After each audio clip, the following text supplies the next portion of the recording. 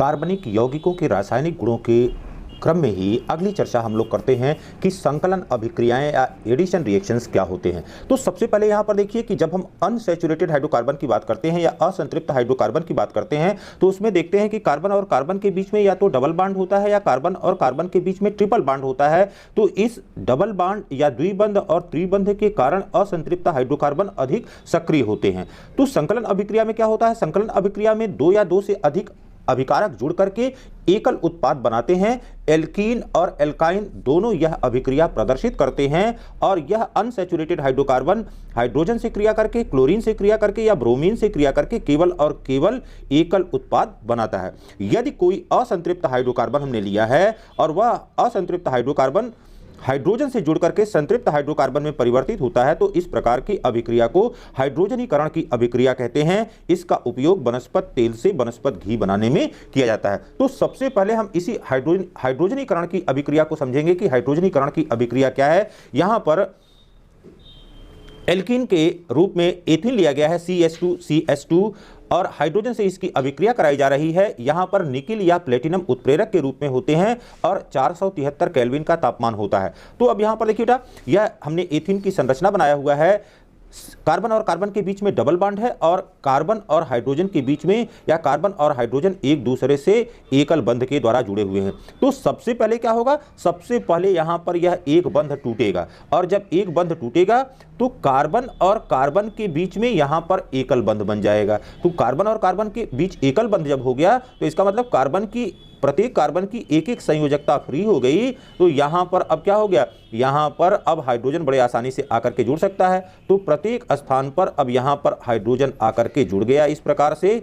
और जैसे ही हाइड्रोजन यह जुड़ गया तो यहां पर यह क्या बना लिया? यहां पर आप देखिए यह हो गया CH3CH3। तो CH3CH3 या यही क्या हो गया? यह हो गया C2EH6 और C2EH6 क्या है? यह C2EH6 यह एथेन है। तो यहां पर हम देख रहे हैं कि एथीन जब हाइड्रोजन से अभिक्रिया कर रहा है तो हाइड्रोजन से अभिक्रिया करके यह एकल बंध वाले संतृप्त हाइड्रोकार्बन में परिवर्तित हो जा रहा है। अब यहां पर देखिए इसी प्रकार से एथाइन, यहां पर हम एथाइन की बात करते हैं। CH ट्रिपल बॉन्ड CH के रूप में लिखा गया है। तो यहां पर अब देखिए कार्बन और कार्बन के बीच में ट्रिपल बॉन्ड है। तो यहां पर अब दो बंध टूटेंगे, यह दो बंध टूट जाएंगे। कार्बन और कार्बन के बीच में एकल बंध हो गया। तो इसका मतलब है इस प्रकार से प्रत्येक कार्बन की दो संयोजकता फ्री हुई।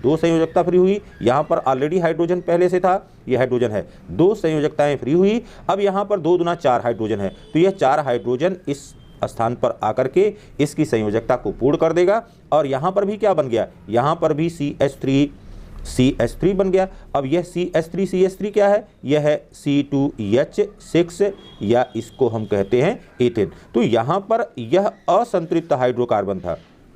दोनों दशा में देख रहे हैं कि यह असंतृप्त हाइड्रोकार्बन था और यहां पर क्या हुआ? यहां पर यह संतृप्त हाइड्रोकार्बन में परिवर्तित हो गया। तो unsaturated hydrocarbon converted into saturated hydrocarbon by breaking off the bonds.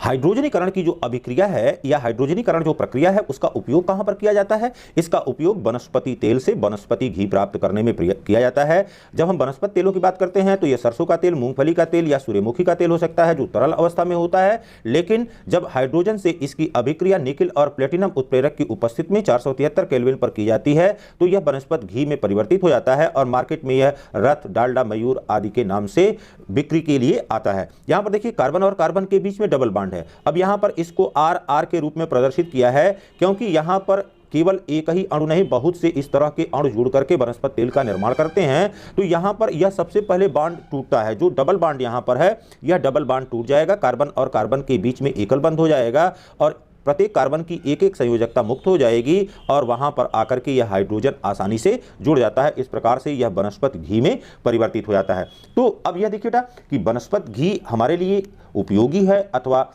यह क्या कार्य करता है। जब हम वनस्पति तेल की बात करते हैं तो वनस्पति तेल असंतृप्त वसा अम्ल होते हैं, यह अच्छे कोलेस्ट्रॉल का निर्माण करते हैं। लेकिन जब हम संतृप्त वसा घी, मक्खन या वनस्पति घी की बात करते हैं तो उसमें जो कार्बन श्रृंखला होती है वो बैड कोलेस्ट्रॉल का निर्माण करती है और यह धीरे धीरे रक्त नलिकाओं में जमा होकर के उसको अवरुद्ध करता है, जिससे व्यक्ति में हाई ब्लड प्रेशर की समस्या उत्पन्न हो सकती है। तो अधिक मात्रा में हमको घी का इस्तेमाल नहीं करना है। अधिक मात्रा में घी का प्रयोग नहीं करना है, क्योंकि यह बैड कोलेस्ट्रॉल को बढ़ाता है जो रक्त नलिकाओं में जमा होकर के व्यक्ति में हाई बीपी की समस्या उत्पन्न कर सकता है। हमने प्रारंभ में ही आपको बताया था कि संलयन अभिक्रिया हाइड्रोजन के साथ होती है, क्लोरीन के साथ होती है, ब्रोमीन के साथ होती है। तो अब यहाँ पर देखते हैं कि ब्रोमीन के साथ किस प्रकार से यह संलयन अभिक्रिया होती है। सबसे पहले क्या करते हैं, सबसे पहले जो असंतृप्त, यहाँ पर असंतृप्त या अनसैचुरेटेड जो हाइड्रोकार्बन लिया गया है, इस अनसैचुरेटेड हाइड्रोकार्बन को जो कार्बन टेट्राक्लोराइड है, इस कार्बन टेट्राक्लोराइड में घोल लेते हैं और तब इसकी ब्रोमीन से अभिक्रिया कराते हैं। और जैसे ही यह प्रक्रिया होती है, सबसे पहले यहाँ पर बॉन्ड ब्रेक हो जाता है। जो डबल बॉन्ड था वह डबल बॉन्ड सिंगल बॉन्ड में परिवर्तित हो गया, तो कार्बन और कार्बन के बीच में सिंगल बॉन्ड हो गया। अब यहाँ पर जो हाइड्रोजन था, उस हाइड्रोजन को आप देख लीजिए कि सबसे पहले हाइड्रोजन कहाँ पर था, यह हाइड्रोजन 2 स्थानों पर था। यह हाइड्रोजन प्रत्येक कार्बन के साथ 2 हाइड्रोजन जुड़ा हुआ था, इसकी एक एक संयोजकता मुक्त हो गई, तो यहाँ पर ब्रोमीन आकर के जुड़ गया, यहाँ पर ब्रोमीन आकर के जुड़ गया। और जैसे ही ब्रोमीन जुड़ा, अब यहाँ पर देखिए सिंगल बॉन्ड हो गया। तो जैसे ही यह सिंगल बॉन्ड हो गया, अब कितना ब्रोमीन है, 2 ब्रोमीन है, तो नाम इसका क्या हो गया, डाई ब्रोमो हो गया, डाई ब्रोमो। और अब सिंगल बॉन्ड है तो यह क्या हो गया, 2 कार्बन है, इसलिए डाई ब्रोमो एथिन। तो इस प्रकार से यह डाई ब्रोमो एथिन बना लेता है। फिर यहाँ पर देखते हैं कि अगर यह एथाइन के साथ अभिक्रिया करता है, तो एथाइन के साथ अभिक्रिया करने पर क्या होता है, यहाँ पर C ट्रिपल बॉन्ड C है, कार्बन और कार्बन के बीच में त्रिबंध है, और यह ब्रोमीन के साथ जब अभिक्रिया कर रहा है तो 2 बंध यहाँ से टूट जाएंगे, 2 बंध टूट जाएंगे। कार्बन और कार्बन के बीच में अब केवल सिंगल बॉन्ड होगा, कार्बन के साथ हाइड्रोजन एकल बंध के साथ जुड़ा हुआ है। अब इसकी प्रत्येक की 2-2 संयोजकता मुक्त हो गई। यहाँ पर प्रत्येक स्थान पर ब्रोमीन आ जाएगा, और प्रत्येक स्थान पर जब ब्रोमीन हो गया तो कितने ब्रोमीन हो गए, यहाँ पर 4 ब्रोमीन हो गए। तो अब इसका नाम क्या हो गया, यहाँ पर यह हो गया टेट्रा, टेट्रा और ब्रोमो, ब्रोमो और एथिन, टेट्रा ब्रोमो एथिन। तो यहाँ पर यह असंतृप्त था, असंतृप्त हाइड्रोकार्बन था, और यहाँ पर जब यह परिवर्तित हो गया तो किस में हो गया, यह संतृप्त या सैचुरेटेड हाइड्रोकार्बन में परिवर्तित हो गया। तो इस प्रकार से हम कह सकते हैं कि जैसे अगर हमने कोई भी कार्बन डबल बॉन्ड कार्बन या यहाँ पर एथीन लिया, और एथीन की जब इस प्रकार से चाहे हाइड्रोजन के साथ अभिक्रिया हो रही है, या क्लोरीन के साथ अभिक्रिया हो रही है, या ब्रोमीन के साथ अभिक्रिया हो रही है, तो यहाँ पर XY यह ले लिया, इसके साथ अभिक्रिया कर रहा है तो इसका एक बॉन्ड टूट जाएगा, कार्बन और कार्बन के बीच में सिंगल बॉन्ड हो जाएंगे, और एक के स्थान पर यहाँ पर X हो गया, यहाँ पर Y हो गया, और यह प्रत्येक स्थान पर हाइड्रोजन जुड़ गया। इसका मतलब है कि सबसे पहले एक बॉन्ड ब्रेक होगा, बॉन्ड ब्रेक होने से एक एक संयोजकता मुक्त हो जाएगी। वहाँ पर जो भी क्लोरीन, ब्रोमीन या आयोडीन होगा, यह क्लोरीन को या ब्रोमीन को या H2 को, हाइड्रोजन को प्रदर्शित कर रहा है, तो इसके स्थान पर आकर के बड़े आसानी से जुड़ जाएगा। अब क्लोरीन के साथ देखते हैं कि संलयन अभिक्रिया किस प्रकार से असंतृप्त हाइड्रोकार्बन प्रदर्शित करते हैं। यहाँ पर C डबल बॉन्ड C, और इसके साथ प्रत्येक के साथ हाइड्रोजन सिंगल बॉन्ड के रूप में जुड़ा हुआ है। इसका नाम क्या है, इसका नाम एथीन है।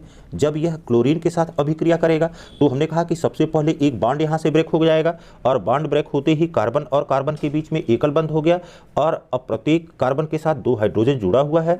यहाँ पर 2 हाइड्रोजन कहीं पर भी आप जोड़ दीजिए, और फिर इसके साथ क्या आकर के जुड़ गया, इसके साथ क्लोरीन आकर के जुड़ गया। तो अब यहाँ पर देखिए क्लोरीन की संख्या कितनी है, 2 है, तो अब इसका नाम क्या हो गया, इसका नाम हो गया डाई क्लोरो। ठीक, और कार्बन कितने हैं, यहाँ पर 2 कार्बन हैं, इसलिए यह डाई क्लोरो एथिन के रूप में हो गया। इसी प्रकार से जब एथाइन अभिक्रिया करता है, C ट्रिपल बॉन्ड C, और इसके साथ हाइड्रोजन जुड़ा हुआ है, यहाँ पर यह एथाइन है, इसके साथ 2Cl2, अब यह जुड़ा, यहाँ पर 2 बॉन्ड ब्रेक होंगे, 2 बॉन्ड ब्रेक होंगे, कार्बन कार्बन के बीच में यहाँ पर सिंगल बॉन्ड हो गया।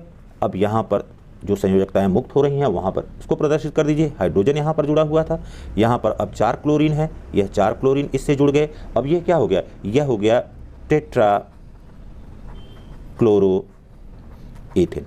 तो ये एकदम से समझ में आया कि संलयन अभिक्रिया में हो क्या रहा है। संलयन अभिक्रिया में 2 या 2 से अधिक अभिकारक जोड़ करके एकल उत्पाद या केवल एक ही उत्पाद बना रहे हैं।